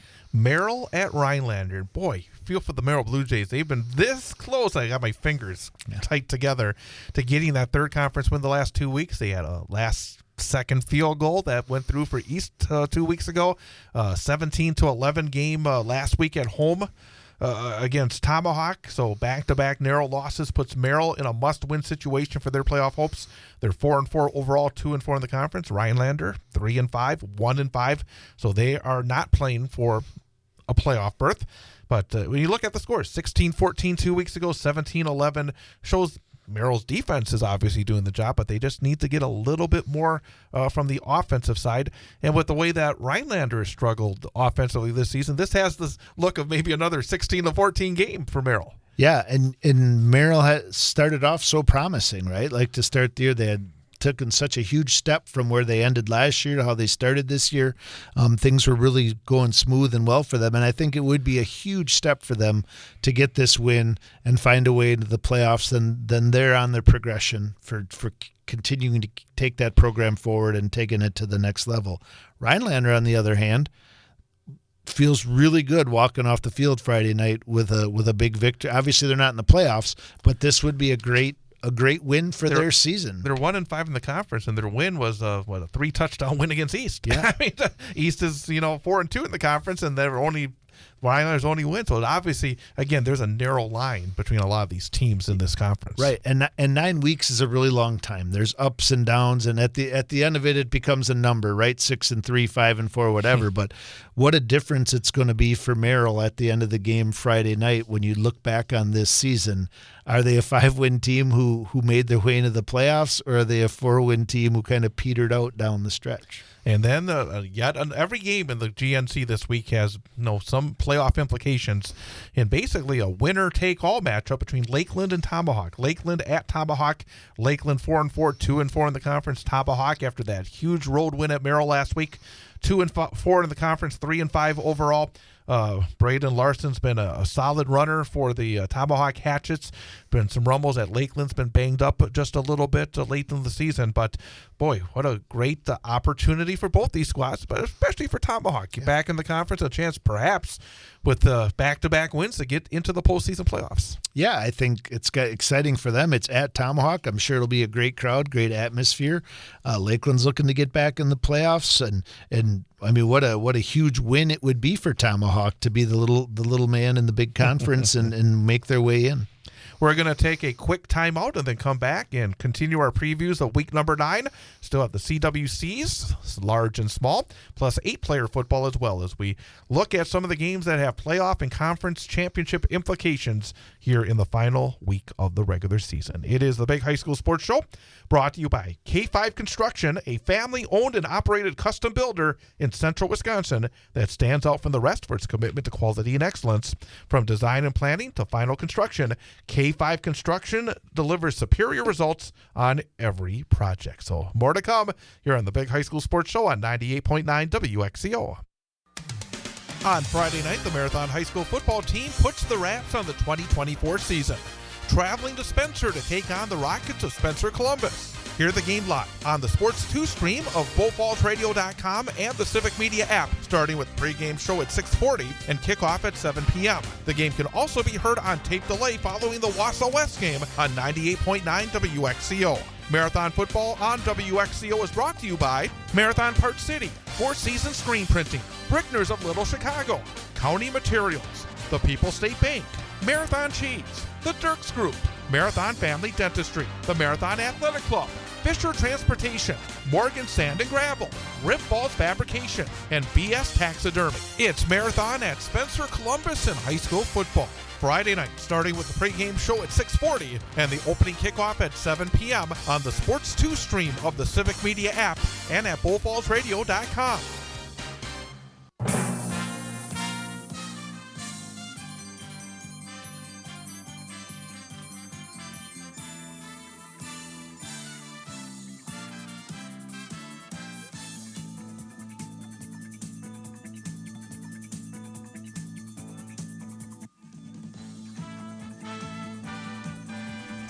It's the Big High School Sports Show presented by K5 Construction here on 98.9 WXCO, BullFallsRadio.com, mobile devices, and Alexa by searching WXCO. And again, don't forget that if you miss any of the show and you would like to listen, it is going to be up as a podcast almost immediately after the show ends. You can go to BullFallsRadio.com and then click on sports or shows. Go to civicmedia.us, click on shows as well. You can find the logo and then the show and previous episodes of the show as well. And also you can subscribe as a podcast through Spotify, Google, and Apple Podcasts. So again, subscribe to the Big High School Sports Show. Make sure to miss nothing as a podcast after the show is completed. Continuing to look ahead to week number 9 of the regular season, CWC Large, Stratford Tigers looking to finish off a perfect regular season. 8-0, 6-0 in the conference. They traveled to Loyal Greenwood. Loyal Greenwood 1-7, 0-6. Stratford earned at least a share of the conference championship last week with their win over previously unbeaten Amherst. Jack Tubbs continues to perform at an unbelievably high level. He was 14 of 16, 216 yards, 3 touchdowns last week.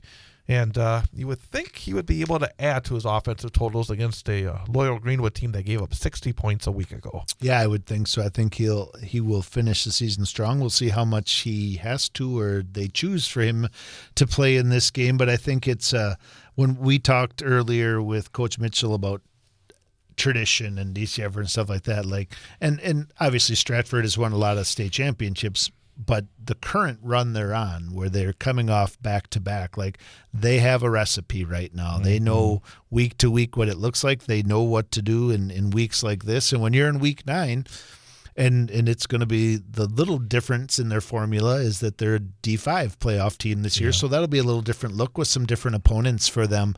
But ultimately they know what they're kind of like Coach Sins at Edgar, right? This is what we do in week 9, regardless of who our opponent is. This is what week 10 looks like, and so on and so forth. So I think that is where Stratford is as a program, and they take care of business this week and then start a new adventure in Division 5. Will they be a number 1 seed this year, though? Oh, God. I mean, wouldn't you really want to say yes, absolutely, but we know we can't do that.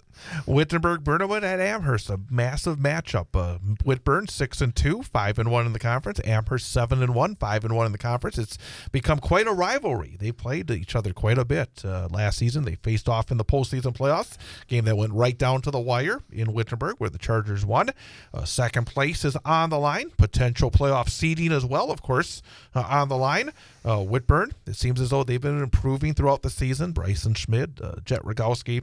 You had Amherst, who fell last week at Stratford, but I think, again, the way that they went toe-to-toe for quite a bit of that football game was actually, again, nobody there is going to say, moral victories or anything like that, but after they've struggled a little bit against some of these other teams a little bit further down in the conference to show that they did have that ability to raise up a little bit, they're going to have to do that again this week against Whitburn.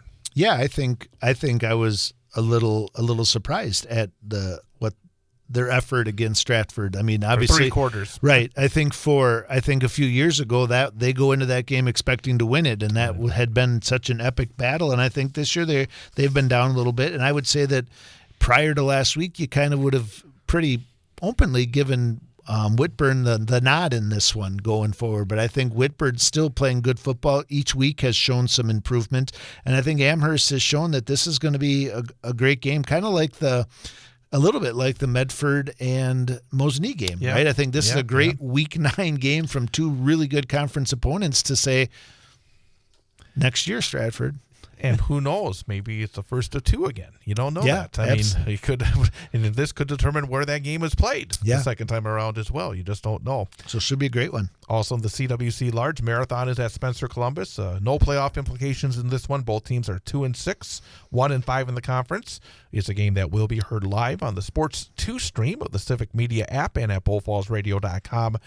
Both teams looking to finish off with a positive. Obviously, Marathon has gone through an injury-plagued season, but having Truthers back, I think that they would like to show that, hey, if we were full strength, we've been a little bit better, perhaps even a playoff team. But again, for both teams, you hate to go into this one not having that chance to get to 3 conference wins. Right. And Spencer Columbus has been competing like crazy down the stretch against some of the better teams in this conference. So obviously they're looking for the opportunity to end the season on a high note. And like you said, Truthers being back, maybe good things happen for Marathon. Also, finally, in the CWC Large, Colby, 3-5, 3-3 in the conference. Wyowega Fremont, 4-4, 3-3 in the conference.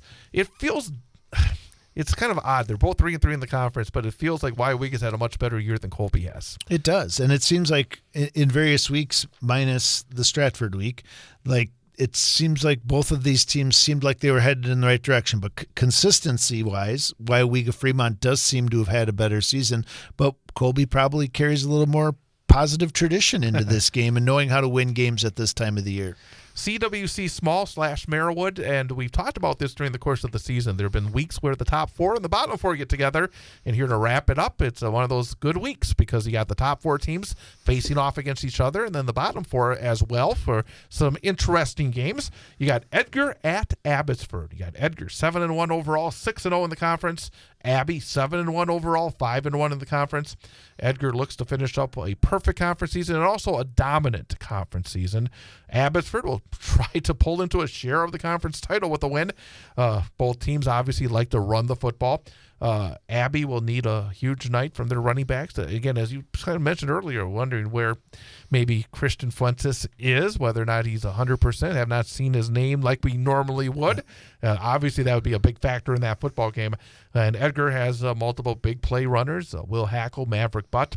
And, of course, Abbotsford is going to have to make sure they don't give up points on returns, whether it's a punt return, a kickoff return, an interception return. Edgar does that so very often. It is hard to overcome against a good team like Edgar if you're giving them extra points in what you call unusual circumstance. Yeah, Edgar's so strong in all 3 phases and so well coached. And this is, if you're Abbotsford, you don't have that tradition. So this is what you're trying to build towards. And who better to go up against to learn about it than Edgar? They probably have some ideas of who they'd rather play this week. But I do think it's a good matchup. It's a good measuring stick for them to see where they are in week 9 and going forward into the playoffs. If they can find a way to compete, whether it's close after the first quarter, close at halftime, close into the second half, all of those things will help them as they try to build some confidence moving into the playoffs. And also the loss against Auburndale a couple of weeks back at home, where they were undefeated, and they saw Auburndale win by 3 touchdowns. I think for Abbotsford, against a high-level team going into the playoffs, they need, to, as you said, to make sure that they stay within shouting distance, to have that little bit of, hey, we can play at this level when they may have to play at this level very, very soon. Correct. Another game, again, battle of teams in the top 4 of the conference. Iola Scandinavia at Auburndale. Iola 6-2, 4-2 in the conference. Auburndale 7-1. 5-1 in the conference. Should Abbotsford beat Edgar, and then Auburndale would have a chance to make it a 3-way tie for the conference championship, but it won't be easy. Again, Iola's been a very solid team during the course of the season. Auburndale, though, has been dominant during a 5-game win streak since suffering their only loss to Edgar in week number 3. And IS has been tough in every game. I mean, they played really, I thought, a tough football game when they went to Edgar. They gave Edgar their best conference game this season, and they had a very tight one-score game. I think it was 14-7 at Abbotsford earlier. And both teams have shown the ability to put up big points. Jensen Rice has been outstanding, multi-threat QB for the T-Birds, and the Eagles have been able to move the ball through the air a bit with Blake Robb and then also run it with Colton Weiler. So, again, it's a very intriguing matchup. Yeah, another really good Week 9 conference game, big playoff implications. It's been one thing I've observed over the years that we've been doing the computer seeding is it definitely shows some love to teams who have historical playoff success. So I think this is a really big game for Auburndale to kind of stay at that one loss. I think they will be rewarded in seeding if they do, and I think it would be a huge win for Iola Scandinavia to have that win as they head into seeding as well. So this should be a good game. Pacelli and Pittsville, they're both 2-4 in the conference. So obviously the winner gets the 3 wins. I don't know whether it's going to be enough or not. I think that we've seen traditionally that maybe CWC Small does not get that kind of love. Right. We saw, I think it was Pacelli or one of the teams had a 3-win conference and did not make it either last year or the year before. But now with Edgar in the conference and much better top 4, this could be for a berth in the playoffs. Yeah, again, another good Week 9 matchup that has meaning, right? Both teams come into it thinking, you're telling me there's a chance. That's it. That's all you want in week number 9, right? And then Rochelle and Assumption in the grab the bus to the 8-man football game of the week. Rochelle going to 8-man next year. Assumption going to 8-player in 2026. And in 8-player, Newman Catholic 6-1. They're at 3-5 Wild Rose. It's a game that will air live on the Sports 3 stream of the Civic Media app and at bullfallsradio.com. Been quite a ride for the Cards this season. They're closing in on another trip to the playoffs. Newman has never missed the 8-player postseason since the WIAA started sponsoring 8-player football in 2018. But cannot afford to stub toe, because there's a lot of really good teams in 8-player, and as we mentioned earlier, just 16 teams make the 8-player playoffs compared to 32 in all 7 divisions in 11-player. Yeah, and it's a road game, and it's week 9, and what do these teams? I mean, knowing it's so much tougher to get in the playoffs, they're guarantees, right? Wild Rose knows, regardless of what happens in this game, they're not making the playoffs. But what a great way it would be for them to end the season by knocking off or taking away Newman Catholic's playoff hopes. So yeah, a lot on the line there. Newman's had a tough road this year. They've showed a ton of character, and it'd be great for them to be able to finish out that regular season schedule with a win and give themselves a really good shot for making the playoffs. And some other 8-player games this week. You got Marion Tigerton at Elman Bancroft, Port Edwards at Tri-County, Gilman and Owen Withee 6-1 against 7-0. Could be a playoff preview as well. Rib Lake 5-2 taking on Hurley, who is also, I think, 6-1. And Prentice and Athens, both teams looking for their first win of the season. I think Athens will find a way. They've been knocking on the door, and I think Athens will find a way this week. We got about 2 minutes to go, and beyond the games, obviously Saturday is the seedings. There was some controversy in recent years. Do you expect controversy this week? It depends how we define controversy. Well, There'll definitely be some people who have questions and be upset, and there will definitely be people who dislike the computerized system even more so and don't understand how. Have there been adjustments made? I think there's been adjustments made to the formula. It's my understanding that head-to-head now carries a little bit more weight than it has in the past, and from what I understand, that's one of the biggest complaints that they've had is teams who lose to somebody during the regular season, have a very similar record, but then get seated below that team, has been one of the major complaints. I do think that it's going to be there. It's not a perfect system. Right. Personally, I like it because I really disliked seating meetings because it was that opportunity for head coaches who. The national news cycle never stops, but it can be hard to find news about your local community. Civic Media is dedicated to providing quality local and state news coverage across Wisconsin. With the Civic Media app, you can get notifications about local stories that matter to you and your community. Find the free Civic Media app in your phone's app store and choose notifications from the menu to tell us what kind of news you want to hear about.